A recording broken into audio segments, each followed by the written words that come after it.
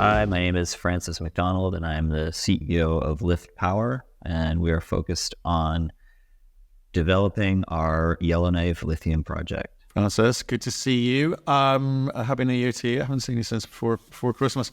Hey, I just want to talk about something very, very specific today, which is the fact that the lithium market and lithium price have come way off. That's all anyone's talking about. October 2022, plus $80,000, hit as low as $12,000 in the last month.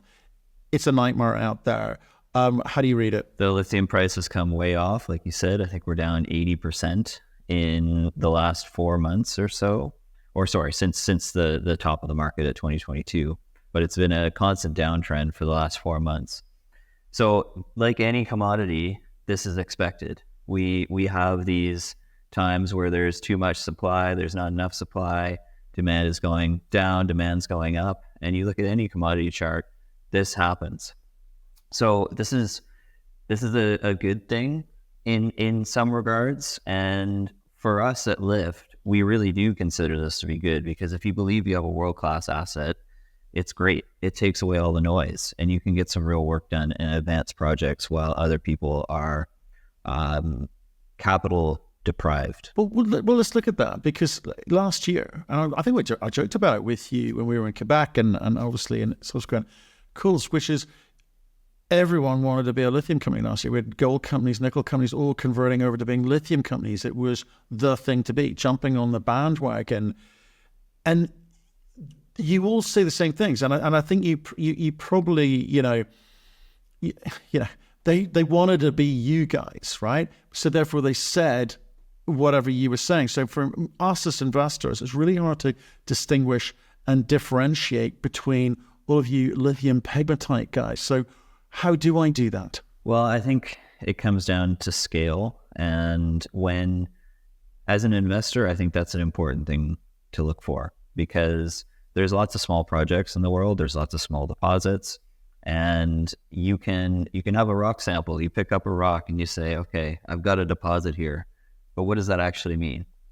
And so scale, as long as you're focused on finding world-class deposits, and you have a world-class deposit, those deposits are always going to be good places to put money. And that's really what does differentiate projects against each other, I think. Well, everyone thinks they're going to get scale. I mean, that's all CEOs come in and talk to me about, where we're going to make this really, really big. We're going to drill the heck out of it. And if they're all saying that, how does LlFT stand out from the crowd? There's got to be more to it, because you've got to either demonstrate scale, because everyone's talking about scale. You've got to demonstrate scale and continue to hit the grades that you're hitting. What else is there? Well, just back to the scale part. So demonstrating scale was very easy for us because the lithium deposits stick out of the ground. And a lot of the time you come in and you have a rock sample and you've got an outcrop that might be 2 meters by 2 meters, and you're making an inference that you have scale. So there is a lot of risk in that still. And that's why a lot of exploration companies have, a challenge in terms of market cap, because people just don't understand that it's actually there yet. So for us, it was easy because you can go on Google Earth, Google Maps, you can see these things from space. And there was a lot of historic work done, and all we needed to do was drill underneath them. And that was the big thing. I mean, you can drill underneath these great outcrops sometimes and there's nothing there. So that was the risk. But if anyone's been following LlFT, we've been putting out drill results every week for the last months, and it's very consistent. What we see on surface is mostly what we're getting at depth. We've had some surprises for the good and for the bad, but in general, it's very similar. And when you look at what we have on surface, there is scale. I mean, these things go for 2 kilometers and they're up to 30 meters wide. So it's easy to see. Okay, so if I look at markets like uranium or nickel, all those guys and copper, they all say we need all the uranium, all the nickel, all the copper we can get, because we're it's getting expensive to find it. It's getting harder to find teams who can actually go in and get these things into production. Do we need all the lithium companies that are on the public exchanges at the moment? I don't think so. I think there is a lot of lithium out there, and the thing with lithium is that it's a fairly small market. When people are saying, "Oh, we need to 50x the amount of lithium in the world," that is true, but that's because the amount is so small, and we will be able to supply the world with lithium.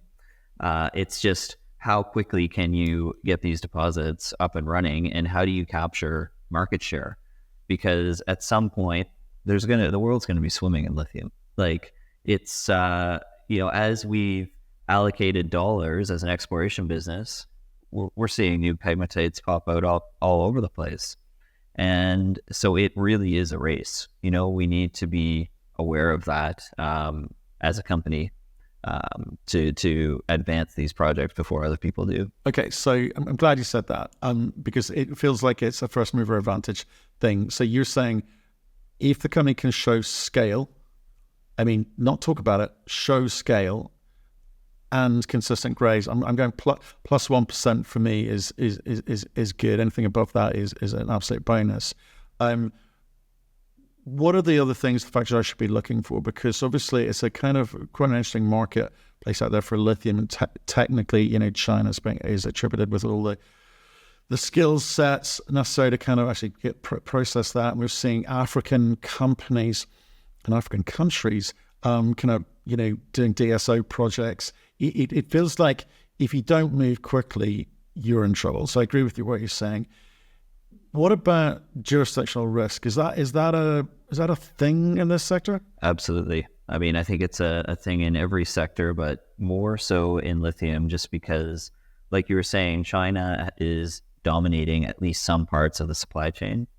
And right now, a lot of the refining capacity or conversion capacity is in China, but China doesn't have a lot of the raw materials in order to make the lithium chemicals for the batteries. So we've seen them scouring the world for the last 10 years. And I remember when I was in Quebec working with Kenorland Minerals, so we had a project in northern Quebec. There was a lithium deposit right off of our claims, and a Chinese company came in and bought it for an exorbitant amount of money, which at the time seemed silly, but now it looks like a stroke of genius. And they've been all over the place securing access to these critical minerals for the last decade. So from a jurisdictional risk standpoint, there's always, or from a geopolitical standpoint, you always have to look at the dynamics between China and the rest of the world.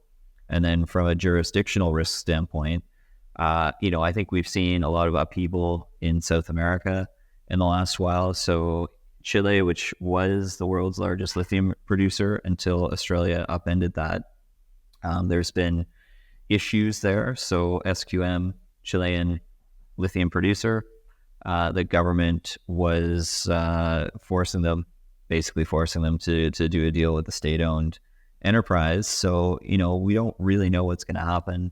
Argentina is in upheaval again, and with new leadership, and we'll see how that plays out. And then, like you said, in Africa, there are these DSO projects, and one of the big contributors to supply in the last year or so was Zimbabwe. There's a lot of Chinese companies operating in Zimbabwe, and they were direct shipping ore to China. But now the Zimbabwean government is trying to put an end to that and making people do some of the processing in country. So that increase in supply is very fragile. And there's a lot of different jurisdictional or geopolitical factors that can completely cut out a lot of it. And we've talked about this before. This is a new market. It's a new commodity. Well, new in terms of how much it's being used. And because everything's so new and the supply chains aren't as developed, I think we're just going to see this whipsaw effect over the next, let's call it decade, where we're going to see, yes, there's more supply. Oh, that supply went away. But the one constant is that demand keeps going up. So we will see these drastic swings, I think. Yeah, I agree. I agree with that. And nascent industries, the sector's got to find its feet and sort of settle on a range which kind of works for all. And also with regards to the jurisdictional bit, I've noticed obviously some of the South American big players down there acquiring some Aussie assets. So they're not just looking in country, they're looking beyond their own borders, which suggests in terms of their risk mitigation, they have a view about the politics of it in country. Money. One of the differentiators, you said, some of the kind of people who jumped on the bandwagon last year were able to go and raise some money, which I guess is the reason they did it, pays the salaries, right? But that's not available. That does not seem available at the moment. People are nervous about this whipsawing that you describe. Some of those companies will struggle to find money this year. How are you for money? What have you been doing with it? What will you be doing with it going forward? Sure, yeah. So we did a financing earlier in the fall. So we brought in about 12.5 million. And so we're sitting at about 17 million right now. And we're just getting ready to go out and start a winter drill program. So that's going to kick off next week. And the goal here is we're just continuing to expand the resources that we've already defined so far. So we'll be putting money to work, making this project bigger with the goal of getting it towards that kind of world-class status. And we've got a big environmental program running this year as well. Well, explain that, because again, coming back to this differentiator thing, because there's so many inbound about how do I tell which one of these companies is good, which ones are not good? They're all saying the same thing. It's hard for me. So just on the money side, why do the drilling thing in a market like this? What does that do for you? You mentioned scale there, but what else does it do for you? It's a good question, because if this was something like a gold project or a copper project, it might make sense to just stretch it out, just wait it out, see what happens, do some low cost work that would still add value.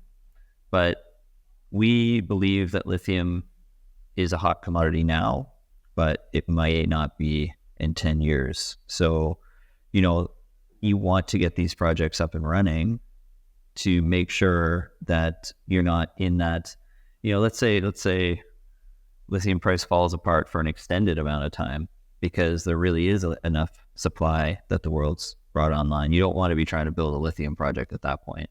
You want to have built it 5 years before and have paid off all your capex, and you can survive because you've already captured market share and paid everything off. So that's kind of the idea, is we're really trying to advance this as quickly as possible, even if it is in a downturn in lithium prices. That's interesting. So you think it's important to kind of keep moving forward while others are, I guess, frozen for the moment, because it puts some distance between you for when the market comes back. Is that the gist of what you just said? Exactly. Yeah. Okay. Makes sense. Okay, so you finished the drill program. Can you just tell us, give us a little bit more detail on the up and coming winter drill program, if you don't mind? How many meters are we talking about? We're going to put 15,000 in. So we're scaling it back a little bit. We were kind of thinking about 20,000, but just with the market conditions, we think, we should stretch it a bit and be a little bit more prudent. But 15,000 meters is going to be still quite a bit of drilling. We're going to add lots of tonnage out of that. So it's going to be an exciting winter. Okay, fine. And just I appreciate that, because I'm asking a lot of lithium companies the same questions and sort of seeing how they respond. And the jumping up and down and waving of arms time, I don't think works anymore for a lot of them. So interesting times for, I guess, some of the people who've been writing in to us is to pick companies with strong fundamentals and a plan and the cash to actually be able to deliver it. So that's good. Now, you've been making some changes of your own. Notice that a little sort of shake up at board level. Why? Who? Yeah, so we brought 3 new directors in, and the reason is we're advancing as a company. Things are getting more serious, and the people that we brought in, I think from their CVs, you can see the skill sets that they're bringing. And I'll talk through a couple of them. So Eva Bellissimo is a M&A lawyer. And so she acted for Newcrest in the Newmont acquisition of Newcrest. She acted for Vale on the base metal spinout. So she's been involved in these massive transactions. And on the trajectory that we're at right now, you could conceivably see that there could be some kind of transaction on the horizon. So we just want to get ready for that. And The other people, Paul Gruner. So Paul is an Indigenous business leader, and the key First Nation or the most affected First Nation around our Yellowknife project is called the Yellowknives Dene. Paul was the CEO of the Yellowknives Dene Development Corp for, I think, 5 or 6 years. Then he was the CEO of the Tahltan Development Corp in BC. And now he's the CEO of the Cleacho Development Corp. And this is another Indigenous group in Yellowknife. So he has about 20 years of leading Indigenous development corporations. And he's very well connected with local Indigenous, but also local politicians. And then Andre Saint Germain. So Andre was a banker. She was with Golden Queen, and then she was with Integra on the way to the Eldorado acquisition, and currently with Integra number 2. So you can see the people that we're bringing in. This is really the next leg up in terms of advancing the company. Bench strength being improved. I like it. Well, I like it in the sense that it kind of shows intent. It's quite aggressive, which is good, and I guess tells a story in the market for people looking in here, because you've been very clear about being quick to move through the phases to some sort of liquidity event. Now that could be sell it, farm in, JV, build it, who knows? But I guess for industry looking in, they've got to know who can, as you say, deliver the scale and the continuing grade in a jurisdiction which is going to work, and that you've got to stand out from the crowd. So I think the board additions perhaps do a lot of that for you. So, well, look, Francis, thanks for answering the question. I know you're busy guy, so appreciate you making the time for us. But stay in touch. Let us know how you get on with the new drill program, okay? Absolutely. Thanks for having me on.